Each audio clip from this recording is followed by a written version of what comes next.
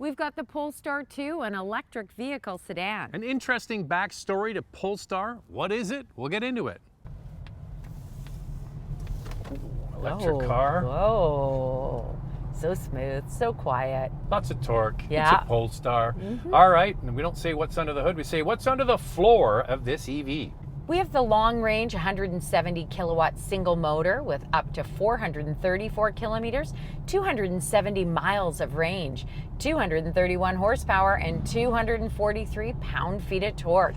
It goes 0 to 100 kilometers per hour, 0 to 62 miles per hour in 7 seconds. There's also the long-range dual motor with a 300 kilowatt rear motor with 418 kilometers or 260 miles of range, 408 horsepower, 487 pound-feet of torque, 0 to 100 kilometers or 62 miles per hour in 4.5 seconds. Not sure if you caught that, but this is a premium electric car that is front-wheel drive is the base model. Most in this kind of snack bracket, they have rear-wheel drive as the single motor, and they had a front one. Polestar reverses it. This has a 78 kilowatt hour battery, and that's for both the single motor and the dual motor. So we're going to get into Polestar and the structure of the company and what is it in just a second, but it is a premium kind of car, so it comes with some nice standard features. The base trim comes with an 11.2-inch touchscreen with Google's Android Automotive Services, a 12.3-inch digital driver display, Apple CarPlay and Android Auto, heated front seats, a power driver and passenger seat, an 8-speaker audio system, a foot-activated tailgate, LED headlights with active high beam and LED taillights, 19-inch wheels, and front and rear parking assist. So when you get in this car, there's no on-off switch. It just recognizes the key, put it in gear, and away you go. Yep. What else can we put it in? Put it in, ask for subscribe, and if you can hit that notification bell, you'll be notified when all of our reviews drop, and then you can watch them. And we do this, the couple car review twice a week. The first one drops on Wednesday. We put another one out on Saturday. So make sure you like and subscribe. Most important thing is hit that notification bell. Also, follow on Instagram. It's Motormouth_Andrea to get a sneak peek behind the scenes. For me, it's Motormouth_Auto, and the links are below the like button. This video is brought to you by Car Cost Canada. Get the dealer's cost, list of rebates, plus discounted interest rates. Use the promo code MOTORMOUTH to become an expert member and get extra searches. The link is in the description below. About halfway through the video, we do questions, coffee, and cars, and a viewer wants to know if the single motor has enough power, or do you have to move up to that dual motor? Excellent question. And then the other question probably is, what is Polestar? If you don't follow the auto industry very, very closely, you're probably like, who? This is new to me. Yeah. So you know the company Volvo from Sweden, right? Yeah. Well, Volvo had a performance division called Polestar. Their high performance gas cars were marketed under Polestar. So Volvo was purchased by a Chinese car company called Geely, and they developed Polestar into a standalone electric brand. And what that means is this car is made in China. And the good news is they've injected a whole lot of money into both of these brands to develop all kinds of stuff. And another question coming up is, what is Polestar's plan for electrification? And Polestar does plan to bring the Polestar 3 to the market next year, and it will be made in the US. I really like the way this handles. It's smooth and it's quiet, everything that you would expect from an electric vehicle. But the steering is quite firm. I've gone into the screen and I've made it that way, but you can lighten it up if that's the way you like it. Also, the suspension is quite tight. And so you feel like you're driving a sporty European sort of derived sedan. And I think if you're somebody that likes to drive and you're a bit of an enthusiast, you will enjoy this car quite a bit. Now, it does come with a performance pack that you can add to the dual motor. You can't get it with the single motor, but it ups the sportiness, whether it's the exterior or the drive. For 2023, you get an upgrade with an additional 68 horsepower and 15 pound-feet of torque on that dual motor, which already has a load of horsepower and torque. Now, a lot of electric car brands, Tesla, rest on the fact that they have no internal combustion engine, so they don't really invest a lot in insulation on the inside. And that's the one thing about Volvo and this car is you really feel that it's a premium car. They still invested in the insulation, which makes it very quiet. I really like the way that this looks. It's modern, it's contemporary, it has a simplistic design. I think it's a real head turner. It comes with frameless exterior mirrors, regular door handles with Yay. touch unlocking and locking, and it even has some ground lighting for those dark parking spots. It's kind of blocky looking, like the tail lamp across the back is kind of blocky looking. It's square. I don't know, something about square cars I like. Yeah, it's got clean body lines, comes standard with LED headlights and LED taillights, standard 19-inch wheels, available 20-inch. That performance pack we were talking about earlier comes standard with the 20-inch wheels and Brembo brake. Well, it makes sense, Andrea, that this is a good looking car because there is not a bad looking Volvo either. True. The interior also comes with a simplistic design. We've got the Plus package in here. It's $5,700 Canadian, $4,200 in the US. It's a package I would recommend. And here's what it comes with. That's a big package. That's a lot of money. It is a lot of money. So you get the panoramic sunroof, a heated steering wheel. That's good. Yep. Wireless charger. Yeah, that's good. Heated rear seats. But the most important thing What's the most important thing? It's the heat pump. Ah. You've got to have the heat pump. We all know that. So you've got to get this package to get the heat pump. It's pretty cheeky if you think about it. You're selling, you know, a car from arguably a northern company like Volvo, and you don't put a heat pump as standard equipment. That's pretty cheeky. Or a heated steering wheel. I mean, come on. We need it in Canada for sure. For 2023, with a software update, Pulstar says that you get up to 10% better range in broader temperatures. So that's a good thing because we have found in the past with the XC40 Recharge as well as the C40 Recharge that we didn't quite get the range that we were expecting. Listen, premium brand heat pump should just be standard equipment. Let's get into this interior. Is really you know, my favorite electric car, sedan I should say right now, is the i4 from BMW. I know, that me is too. because it just drives so well and has the standard BMW interior. It looks fantastic. But this I think is my second favorite because you get into it and it's conventional and modern all at the same time. Like it's got real buttons for the windows. You don't have to go into a screen. You can set your mirrors without having to go into a screen. You can open the trunk without having to go to a screen. I like that. This is a vegan interior. Okay, so how many vegans do you think? I use the joke every time. How many vegans did it take to make this interior, Andrea? Oh boy, Zach. Are they farmed or are they natural vegans? So this has got a great interior. Not only is it comfortable, but the materials used, as I said, are vegan and they are dirt resistant and waterproof. Now you can get an available leather interior, which is sustainably sourced. That's what Polestar tells me. Okay, vegan or sustainably sourced. That's right, You know Zach. what? This interior may be vegan, Andrea, but it's made almost entirely from oil. Yeah. Yep. Put it that sure in your is. electric car pipe and smoke it. Yep. So this center console, I'm not totally crazy about. It sits quite high. I do like the sporty feel of this. It feels like you're sitting in a cockpit and it offers plenty of front row legroom.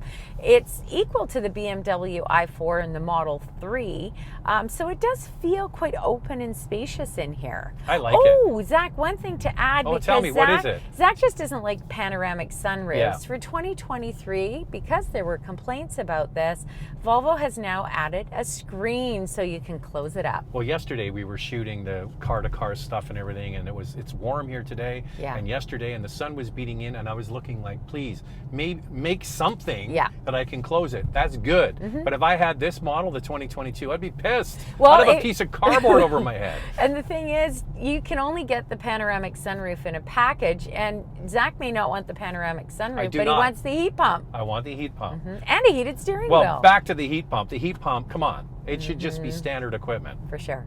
This has got a great size screen in here. It's just like a Volvo. It's a bit quirky, but once you figure out the technology in here, it's actually pretty easy.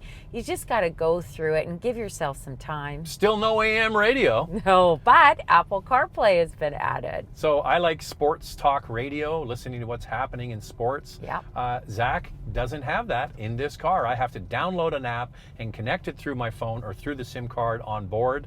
It's just like techno, and there's no HD radio. No. You know, I said that with the Volvo, there's no AM. Well, what about HD where you have a side channel of FM? No, they don't have that either. But you get Apple CarPlay. Now, what about that screen behind the steering wheel? How big is that one? That's a 12.3-inch standard digital driver display, which is great. I mean, this is priced quite well compared to the competition. We're going to get into that in our vital stats. And Andrea loves the shifter. Oh, the shifter is fantastic. I'm a big fan of this shifter and the one in the Volvo. So in the Volvo, you have to double tap it to go into drive, and you have to double tap it to go into reverse. Polestar, they're breaking the rules there, Geely. Just a single to go back and a single to go into reverse. I like that. Me too. A little bit more simplistic. And yes, it does have one pedal drive. It brings the vehicle to a complete stop, just like the XC40 Recharge and C40 Recharge. So this would compete with other compact luxury sedans. So the back seat isn't huge. I would say it's quite comfortable though, but the seats are firm. That's one thing to note, is the seats are firm. The foam is not that great. It offers the least amount compared to the i4 and the Model 3. They both offer more second row legroom. What I love is this is a lift back. It's not a trunk. It's a very useful design. We had an Audi A7 with a similar kind of layout. Lift backs are great in sedans like this. You can fold those seats down. You get an enormous amount of space. Very practical. Yeah, space is great, but it's the Model 3 and the i4 that still offer more. One nice thing is the grocery catcher. You lift up a panel from the bottom and it stops your groceries from flying all over the place. And there's also a frunk. It's not that big, but there is additional storage under the front. Time now for questions, coffee, and cars. Your questions from Instagram. How do you feel about the front visibility? When I test drove it, I felt like the dash sat way too high and took up visibility. Other than that, it was a great drive. I feel the exact same way. And I'm actually a fairly tall person at 5'7", but if you're petite and quite short, I think that you've got to test drive this and make sure that it's right for you. The seat on the driver's side only goes up so high, so I feel like this dash is quite high for me. You got to remember, this is a shared platform. Geely, the parent company, owns Volvo and has developed Pulstar, so you can see that they're using an SUV platform really and shoehorning it into a sort of sedan, and that's why the dash is so high. Because if the top hat on this was an SUV, well, it'd be different, wouldn't it? Yeah, it would be. I mean, I always say that about the XC40 is that you sit up and over the dash, which I quite like. But I think this is actually really kind of sporty. You know, smaller window, higher dash, high center console. Yeah. You feel like you're in a fun car, and it is Little a fun cockpit. car. Yeah, it's great. Yeah. Looking forward to seeing the review. Looks like it will be difficult to fit 5 comfortably with the hump in the footwell. Yes, absolutely. If you need to take a middle passenger quite often, I'm not sure this is the vehicle for you. Same thing. It's a shared platform with Volvo and their SUVs, and there's components that run down the middle. That's why they have the big hump. Yeah. And it really is, even though this was developed as an electric car, not as forward thinking as others with the what they call a skateboard, where it's flat with the wheels on each corner and you can build anything off it. This is kind of shoehorned in here, isn't it? Yeah, and it just feels so spacious with a flat floor. So I think that that is a downfall of this model. Once again, test drive it, make sure that it's right for you. We put out a lot of content each week on the Motormouth YouTube channel, and it's so easy to find. All you do is go to the YouTube search bar and type in Motormouth, the name of the channel. In this case, you would type in probably Volvo. This is our first Polestar video, and then all of the reviews pop up. It's that simple. Very interesting EV option that the entry price isn't ridiculous. 2 questions. Could you live with just the single cup holder in the front seat? And 2, does the single motor have enough power for a daily commuter? Okay, grab your coffee. We'll do the demonstration. Okay, so when you get in the car, Zach gets in. Oh, look, I got a cup holder for my coffee. Andrea, where are you going to put your cup? Where's Andrea's cup holder? Okay, so you got to lift the armrest up, and inside is another cup holder. Yes, and guess what? Now Zach doesn't have an armrest, and here's the other thing. Fall over. If I want some extra space without this bothering me, it does go all the way back. But what about the passenger in the middle seat? What are they going to do? The passenger in the middle seat, their life sucks. They got a hump, and they got this thing. They could have put a little cup holder there. I don't like this setup at all. You need 2 cup holders in a vehicle. Zach and I are together all the time. We typically have a coffee, or we might bring a water. We're addicted. We're addicted, yeah. Okay, so what I would do is where the wireless charging thing is. Put 2 cup holders there and then Yeah. put the wireless charging in here. Yeah. Why don't you do that? Polestar, Volvo, Geely, whoever you are. This makes sense. And your second question about power, this doesn't offer a lot of power compared to the dual motor, but actually it's sufficient for the city. I was okay with it because it's an electric vehicle, right? It has that quick snap. You beat me to it, Andrew. It's got that instant torque. It's a satisfying vehicle. Yeah. I would call this absolutely fine. Like, if you want more, then you're going to get the dual motor. But if you had this, it drives like a regular front-wheel drive, higher performance sedan. You think about, like, say, the Accord with the 2-liter turbo engine. Be similar kind of feel to this. Now, for only $5,000 more, you can get the dual motor. So there is a lot of value there, and you get a lot more for your money for sure. And now it's time for our hot topic. What's this one, Andrea? Definitely a head turner. It looks even better in person. Do you know what Polestar's future plans are for upcoming vehicles? Seeing as they have access to Volvo parts, I would expect excellent vehicles. Well, the plans for Polestar, it's 100% electric. Polestar, as I mentioned earlier, was the performance division of Volvo. They had some fantastic racing cars, and that has now shifted over to electrification. They saw an opportunity to take an existing brand and use it just for electrification. That's what they're going to do. So the Polestar 3, which is a crossover, is coming out next year. And as I said earlier, it will be made in the US, which is a bonus at the Volvo plant. Well, that means the tax credits back, right? Very We're going to smart. We're going to get into that in a moment about the tax credits and what you get for this. And then Polestar has some aggressive plans. They would like to bring out an EV every year moving forward after they launch the Polestar 3. So Geely, once again, the parent company of Volvo and Polestar, has major ambitions. For those that are not aware, we always talk about electric car sales in North America, but the leader in electric car sales, period, is China. And it's a Chinese brand that wants to dominate in their home market and also around the world. Now we're going to go through the price of this thing. You're going to see some real value in our vital stats. Let's start with pricing. The long-range single motor starts at just under $54,000 Canadian and just under $48,500 in the US. The long-range dual motor is just under $59,000 Canadian and just under $52,000 in the US. The Polestar 2 with a DC fast charger can charge from 10 to 80% within 35 minutes, and with a level 2 charger, 8 hours for a full charge. Both Polestar 2 models qualify for the Canadian federal rebate of $5,000, as well as numerous provincial incentives in participating provinces. The Polestar 2 no longer qualifies for a tax credit in the U.S. With the new rules that have gone into effect, the vehicle must be made in the U.S. as well as the battery. This vehicle can tow 2,000 pounds and it comes with a 4-year, 80,000 kilometer or 50,000 mile warranty. Well, there's more and more choices in the EV luxury space. Let's see what else you can buy. For your consideration, 4 vehicles for you to consider. Up first is the Tesla Model 3 Long Range with 449 horsepower and up to 576 kilometers, 358 miles of range. It has a starting price of just under $77,000. The BMW i4 M50 with up to 434 kilometers or 270 miles of range with 536 horsepower. It has a starting price of just under $73,000. The Audi e-tron Sportback with up to 362 kilometers, 225 miles of range, 402 horsepower. It has a starting price of just under $90,000. The Porsche Taycan 4S with 522 horsepower, 320 kilometers or 199 miles of range, and a starting price of $125,500. So there are 4 luxury EVs for you to consider. Lightning round. Two things we like to see improved. I really like the way that this handles. I like the way it looks. This needs a standard heat pump. Do you think people will get their head around it's made in China? I don't know.